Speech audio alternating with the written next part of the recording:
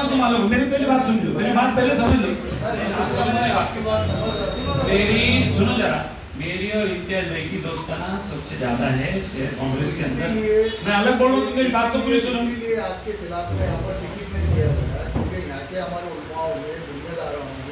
तमाम लोग यहाँ पर मौजूद थे, अब्दुल रशीद भाई थे, हफीज भाई थे, मौलाना थे और बाकी के लोग आपने उसको एमआईएम पे ले लिया, मैं एमआईएम पे जा नहीं रहा। बोलने की बात क्या है साहब, हम ये चाह रहे जैसा अभी जो विषय मौलाना ने आपको बताया, मुसलमानों की उम्मीद आपसे क्या है कि मुसलमानों ने पहली मरतबा 2024 में इतना एकजुट होकर काम किया, काम किए कि वो हमको पीएम के रूप में मोदी को नहीं देखना, हमने यहाँ पर आपको देखे और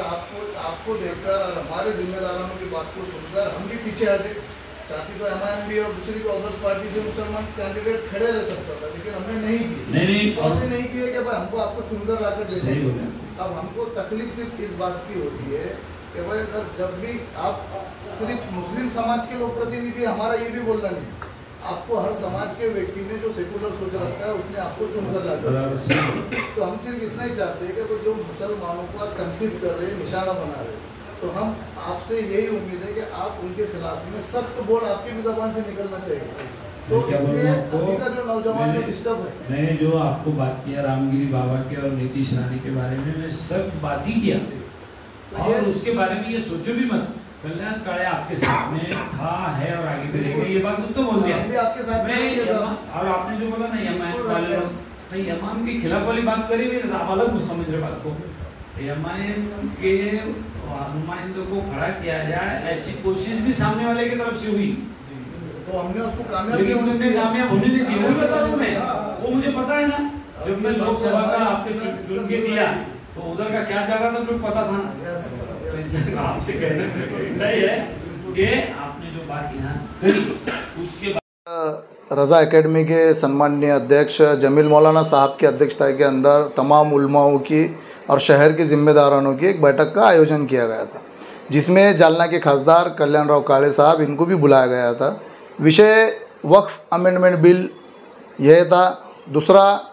जो एक पाखंडी महाराज जिसने नबी की शान में गुस्ताखी की उसका, और आए दिन जो 1.5 फुटिया कुत्ते के जैसा भौंक रहा है, ये 3 से 4 विषय के ऊपर ये मीटिंग रखी गई थी।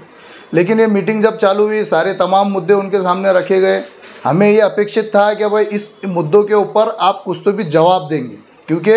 एक मुक्का जिस तरीके से खामोश रहता है उस तरीके का खामोश रहने का काम जालने के खासदार कर रहे थे। तो हमें उम्मीद थी कि वो कुछ तो भी जवाब देंगे, लेकिन वो अपनी बात रखते रखते थोड़े से फिसल गए। उन्होंने एमआईएम की तुलना मनसे से करने के लिए चाहा, लेकिन ये मुझसे बर्दाश्त नहीं हुआ और वहाँ पे भी जब तमाम जो जिम्मेदार लोग थे उनको भी ये बात बर्दाश्त नहीं हुई। तो उन्हें ये बताना पड़ा कि अगर हमारे जालना के उलमाए दीन ने,